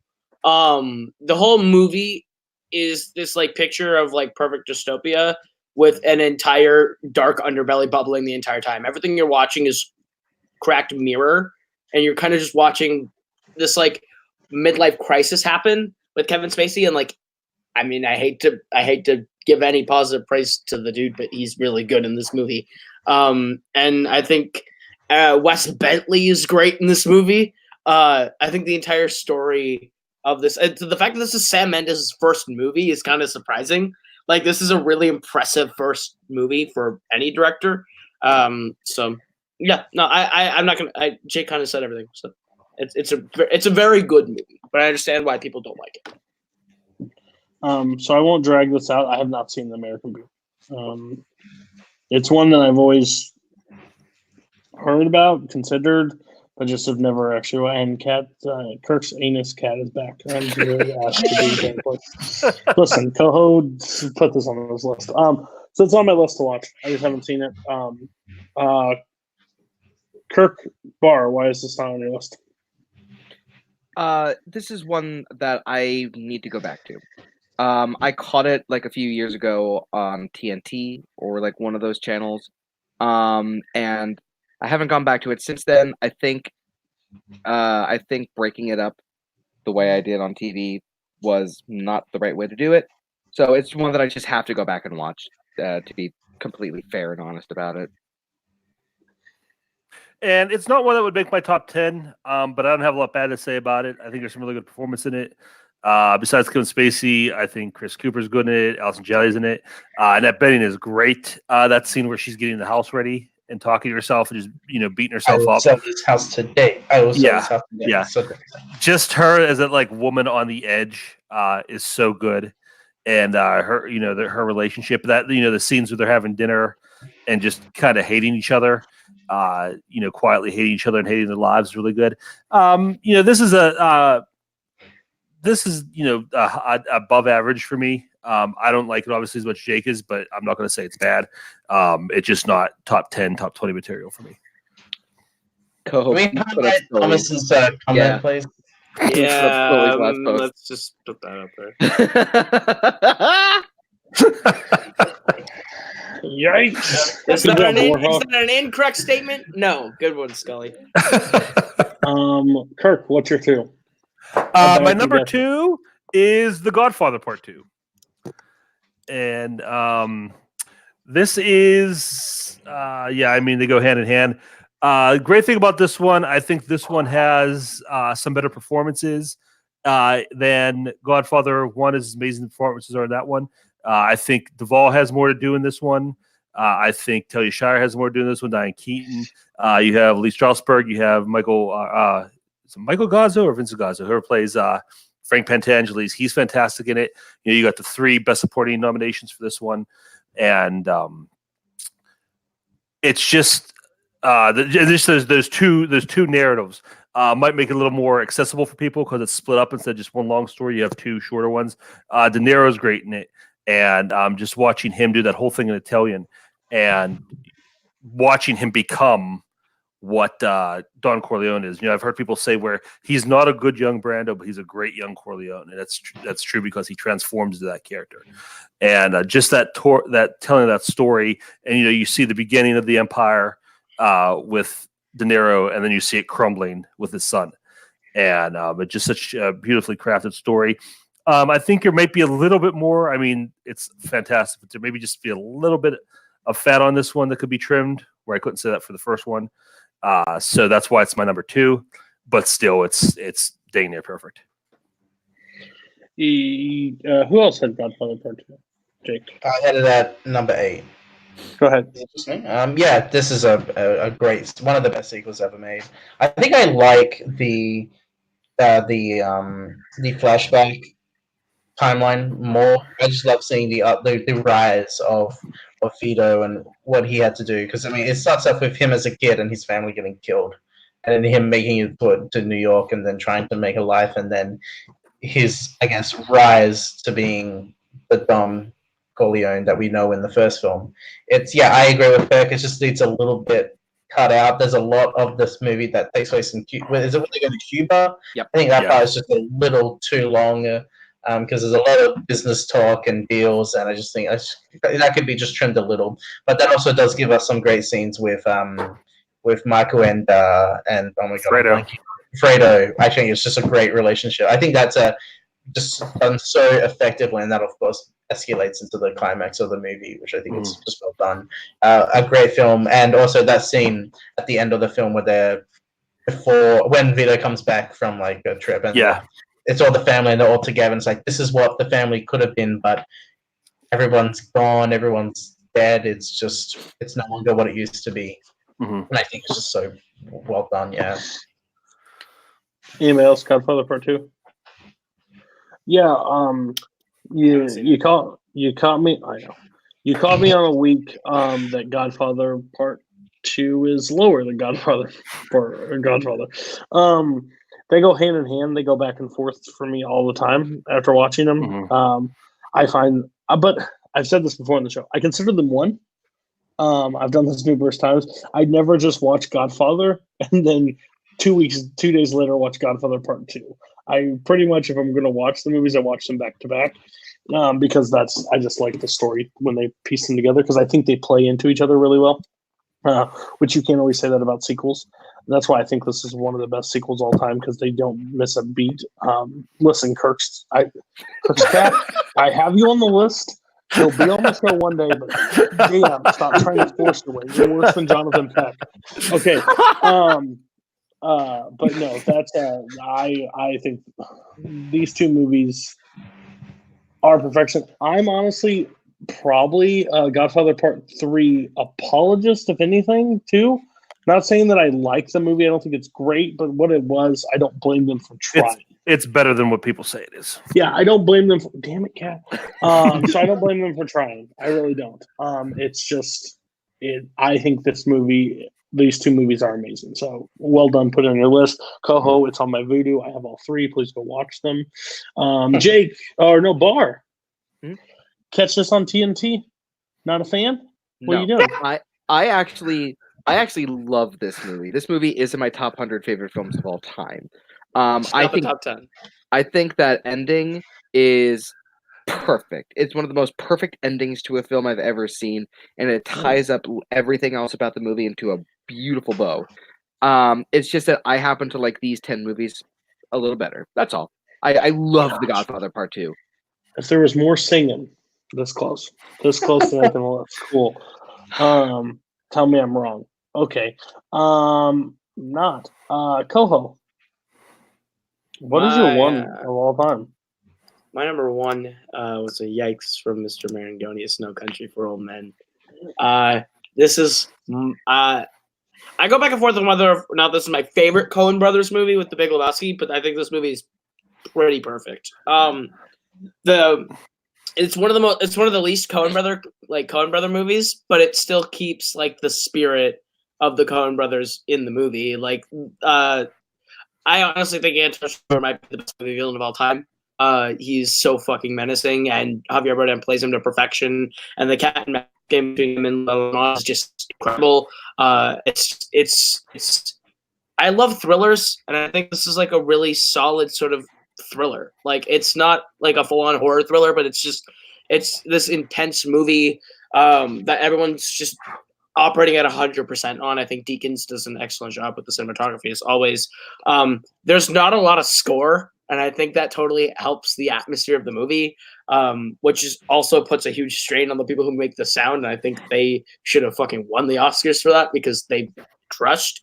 I think Tommy Lee Jones is super underappreciated in this movie. He has a lot of really great like monologues and things to say as a character, as this sort of war weary just sheriff that's seen a lot of shit, that's about to leave, and just I think it's a really beautiful movie that has a lot to say on mortality and age, and just the changing of times. And I think it's the best movie to win Best Picture. So,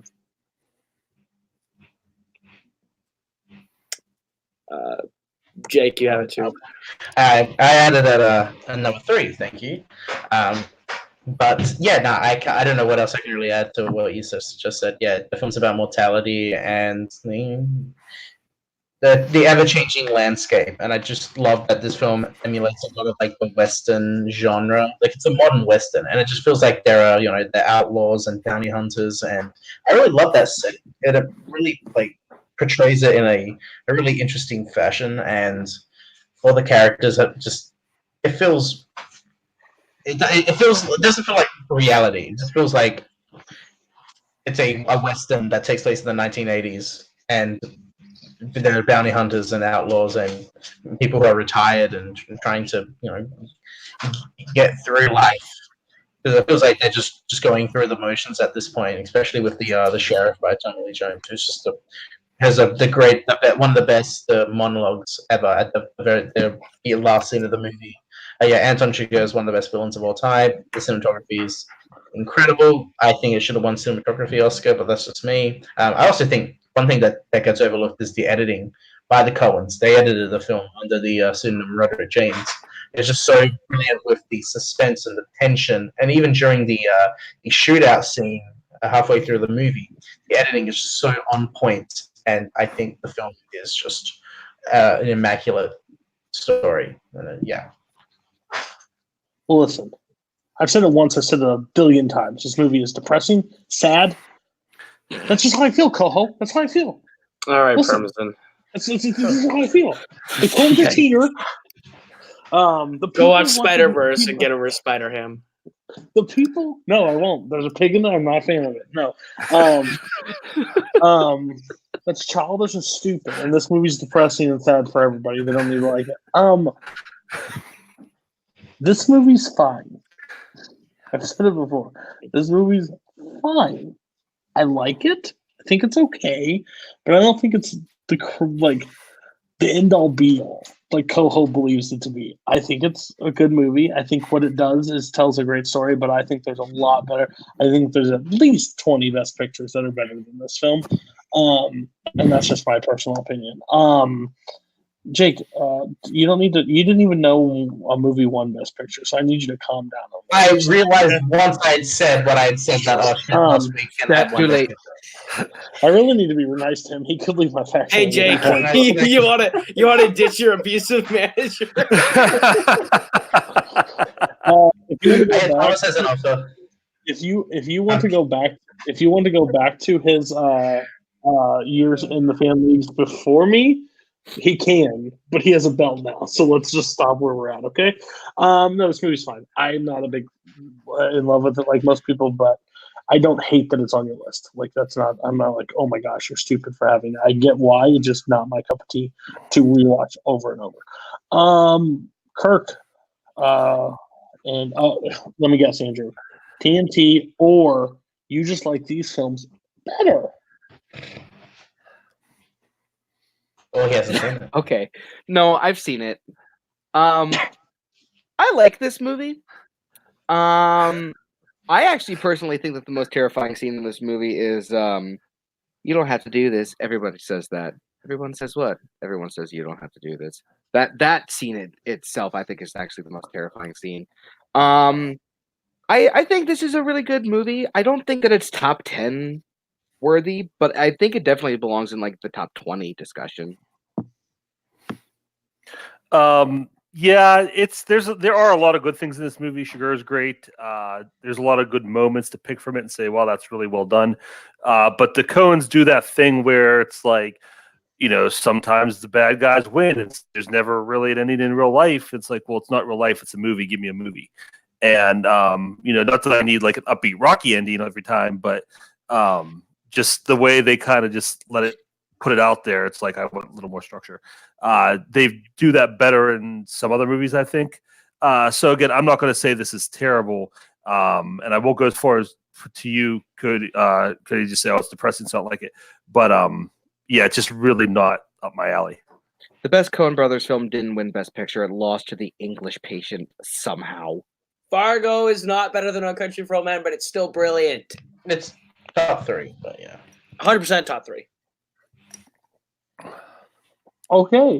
No, I was just doing an act about the depressing. That was Brian Permison's whole reason why I think he gave it 3 out of 10 or something. Yeah, he gave it like a 3 or a 2 out of 10 because it's depressing and bullshit. Brian. Put that in the bullshit category. Okay. Bar. Bar. Oh, we're done. We're done. Stop. Whatever. This is one of the 11 you've seen. Let's calm down. Okay. 14. Okay. Even though you sent it to me, before you sent it, I knew exactly what your number 1 was. I think most people will. Go ahead and tell us what your number 1 of all time is. So Cody has been making fun of me this entire time, saying, well, if there were songs in it, you would think it's the greatest thing ever. Note how none of the movies in my list have been musicals until now. It's West Side Story. I know no one else is going to have this on their list. I don't care. I think this movie is absolutely beautiful. It is my number 3 film of all time. That opening where it's just the overture and it's just like this still shot of like this artistic rendering of the New York City skyline. It's so beautiful and rapturing, even though there's not much happening aside from the music. I think America is one of the greatest scenes put to film. This is probably the best romance film ever. I know I said that about Casablanca. I should have said it about West Side Story.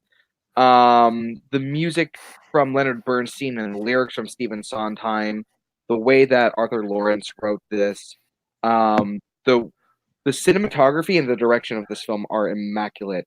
This is the best example of capturing dance on film. screw what Rob Marshall did in Chicago. That guy's a hack. And it You're insulting this conversation, Andrew. the colors and the acting and just the overall tone that this movie sets, I think is absolutely perfect. And it's one of the best movies ever made, in my opinion. And I think it is the best movie to win Best Picture. Okay. I love this movie. I will clearly say that. I do love this movie. It's one of my favorite musicals of all time. Also, Officer Krupke, a little problematic, but still, I still love. Yeah, I still love the song. America is probably one of my favorite music in movies, like scene ever. So I will give you hats off to putting that one in there. Is it top 10? Maybe not. I get your viewpoint on it. Just because of where it ranks in your life and what it's done for you, but it's a little high for me. But I do love it. I do love West Side Story, so I can't argue with you too much. All right, 3 people didn't have it. Koho, you haven't seen West Side Story? Koho. 15. I forgot this one. Yikes. I forgot Forrest Gump one too, so I made my list in 5 minutes. yeah. I'm an idiot. I blocked That's out fair. the Forrest Gump one. In my brain, I thought Pulp Fiction won for a second, and I should have put that too, but I forgot about That glorious alternate universe. I know. Ugh, You make me sad. fuck you.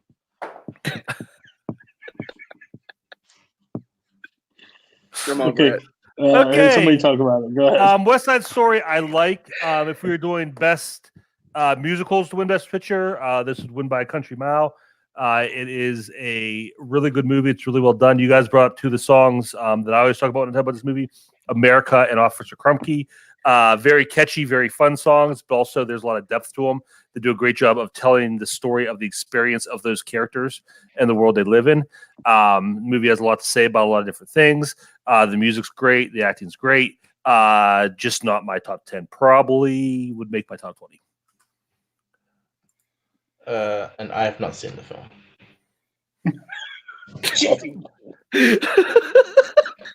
So I know what we need to do to beat Jake. Maybe you shouldn't come on the show anymore, Explain buddy. that. Maybe you shouldn't come on the show anymore. You're showing a lot of weaknesses in your role. Jake is a goddamn liability now. Jake, I was still in the singles lineup. Yeah. The good news is, Spoiler. Jeremy's not watching. Okay. Okay. So we're going Kirk. What's your one? My number 1, I had to make this list in like 30 seconds, so didn't really have like a lot of nuance or subtlety or really have time. So obviously my number 1 is Godfather Part 1. This movie is absolutely perfect. There's not a second wasted in this movie. It is perfectly crafted. If you think this movie is dull or boring, you have to learn how to watch movies because every moment in this movie matters.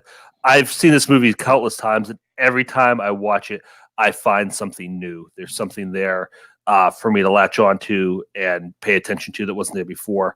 A couple times ago, I watched it. It was just during the wedding scene. That wedding scene is amazing. Another one of the best opening sequences, storytelling scenes, establishing scenes in the movie. And there's just a couple characters on the side doing something. And, you learn just a real subtle, just like little lean over and they talk to each other. But you learn so much about their characters just through that. A while back, I was listening to a podcast and somebody said that they always thought in The Godfather that Michael really always wanted to be a part of the crime family. And he never really wanted to separate from us. He always wanted that connection with his family. And I went back and watched the movie from that standpoint. Completely changed the movie. Completely different movie. There's just so much there. The scenes in Sicily, everywhere, the different places they traveled to go. Pacino is great, and his arc from just the guy who supposedly doesn't want anything to do with it to taking over the whole thing, and just watching them build that empire. It is the perfect movie. Jake, where did you have this? I had it at number 4. So did I. So do you want to go first? Okay. Yeah. So what hasn't been said about Godfather, arguably, and I say arguably, giant pretty is the one that American cinema. It's always the one that's looked at. It's a great story, family, at the epic center of the movie. I think for the longest time I was a part 2 fan more so than the first one, and after my most recent rewatches, I am more of the first one now. I think there's just so much to this film that every character is given so much to do. Everyone feels like they had their moments. Every character, from Vito to Tommy Hagen to Michael to Sonny to to Connie to Kay, everyone just is given all their moments to shine, and it feels like, this film got so many Academy Award nominations for its acting. There were 3 nominations in the supporting actor category. It's just everyone is playing at the best game ever, and I love when they go to when Michael's hiding out in Sicily, and then that comes back, and then once you enter the crime life, you never get out of it. I'm kind of paraphrasing the part 3 quote, but it's just there's just so much tragedy in Michael. It just feels like he could be safe to be not in this situation, but the choices that are made because of family, and it led to this point in his life. It's one of the best films. I love the ending. That ending just gives me chills. The whole music, when the music plays and then the people enter the room and then the door closes, it's just absolutely perfect. This is a great film and one of the best films ever made. There is no doubt about that in my mind, and definitely one of the best. I would agree with that. I think that some of you who have regularly watched this show may have seen the crime episode where I put The Departed over The Godfather. I think The Departed is a better crime movie, but I think that The Godfather is a better movie in general. I think okay. I think that the dialogue in this is so perfectly written. I think you change like one word in any of this dialogue and it doesn't hold as well. I think that there are some subtle nuances and like little things in this movie that I absolutely love. Like when Sonny realizes that Talia Shire's character is getting beaten and he's just like biting on his knuckle. Like little things like that just add so much to the story. Those little visuals. The Deer Hunter wishes it was this movie. No, it's a masterpiece of a film, and like I feel like people have been talking about how amazing and brilliant this is since the 70s. And aside from what I've already added, I don't know what else I can say. Shut up. Boring. This movie is no, I'm just kidding. No, like I said, I think the first one is better in my eyes right now. Back to back, I like the setup more than what happens in the second one. But no, I think it's amazing, amazing movie. I remember when I first watched it, I think I was like 18 or like maybe like teens of some sort. I watched it and I was like, this movie's fucking boring as shit. Like, what the hell is going on? Bring me Adam Sandler films because this is terrible. But then when I watched it, got older, I appreciated the film a little bit different than where I am now. And like, just you're 100% right. All the characters have so many moments in this movie, and they're so complex with not getting a lot of character. Like there's not like a 30-minute exit why the people are the way they are. It's just that's how great the script is and how those characters are set up. So perfection. And I'll say something real quick about that. I think a lot of that comes from the novel, because I don't know if you've read the novel, but there's so many small characters in there and small moments in the movie are taken from huge chunks of the novel. So it's kind of, it has that framework where you could take something big like that and narrow it down, and you just have this character who maybe is only on screen for a few minutes, but they have a huge backstory because of the book. Yeah, and I think mainly the factor is but they still have to deliver that presence and that acting Absolutely. and to be able to gather. So yeah, I 100% agree with you. Okay, I think I screwed up the order, but it's fine. We're going to close it out with Jake because he's been yikes the entire show. Go ahead and talk about the most overrated movie that's ever. No, I'm just kidding. Go ahead, talk about your movie. Yeah, I'm looking Cody for no a longer is manager. having a Action. Anyone want me? Let's talk afterwards. You don't have anything to offer. Go ahead.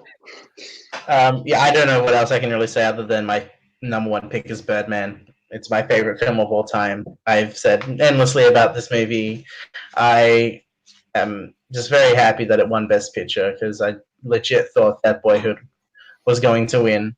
And then when I heard Sean Penn say Birdman, it was one of the happiest moments of my entire life.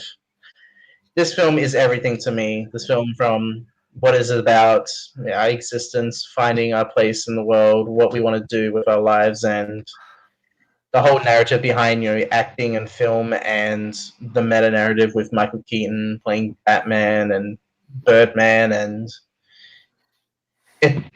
I love meta narratives like this where it just feels like it was destined to happen with Keaton. The whole film's about him trying to have a comeback, and in real life and life imitating art, exactly what happened. He's now in big films, The Founder and Spotlight and Spider-Man: Homecoming. He's, because of this movie and the character he portrayed and how it shows it's kind of like just him reconciling with his career and how it's kind of gone for him. And from presentation factor I think what is underrated about this movie is the editing, because no one talks about that. Everyone just assumes one take. You don't have to do a lot of editing. The visual effects and editing in this movie is so essential to how it is presented that it just gets overlooked as far as the one take narrative of it.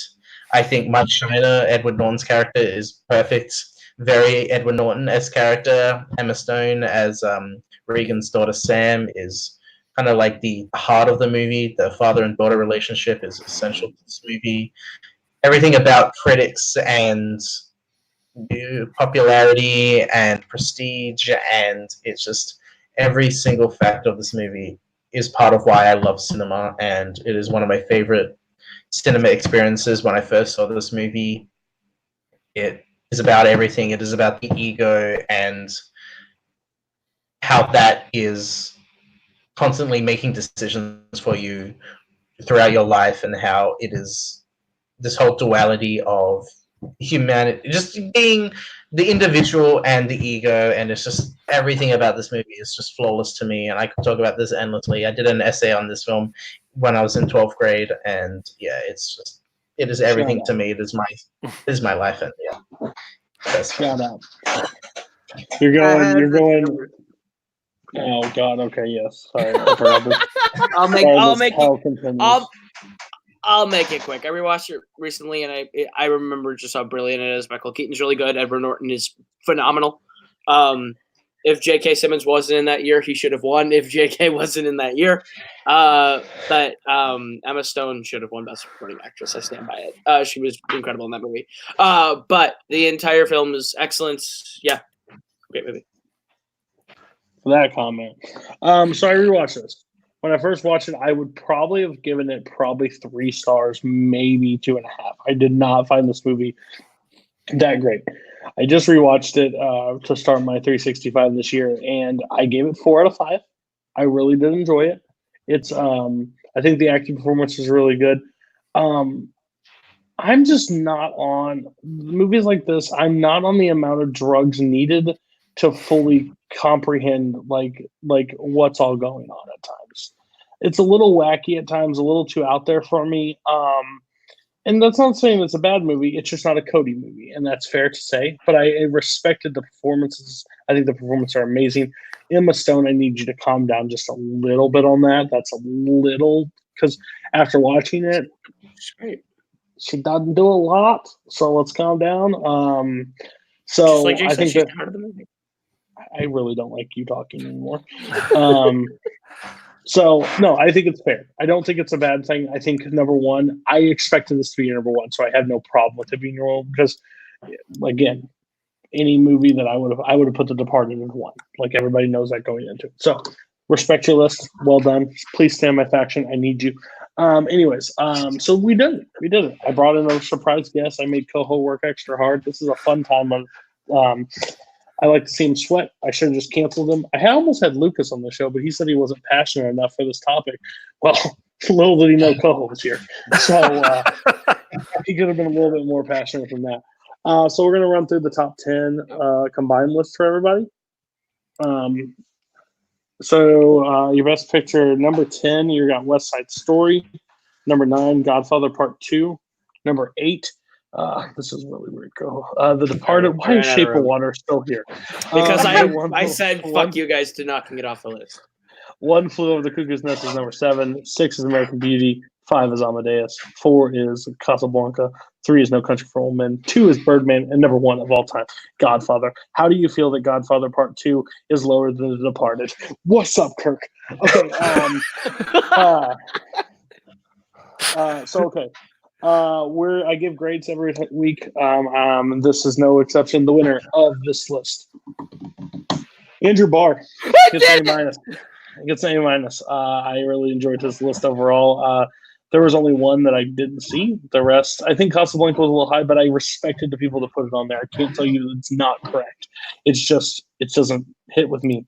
And he put The Apartment, so he has a special spot in my heart for that one. Second place goes to Jake the Maestro Maringoni. So Jake, I think I gave him an A-. I think I gave you a B+, if I'm correct. I'll take that. Quality. Birdman's just a little high. American Beauty was your 2. I didn't see it, so I can't. Those are the 2 hard ones on there for me. Casablanca, it helped you up because I didn't see it. And third place goes to Kirk Kolakowski. He gets a B-. Quality, Godfather Part 2, Amadeus, all these. Unforgiven was the rough one, and then Deer Hunter, fine. Bridge on the River Cry, but not terrible.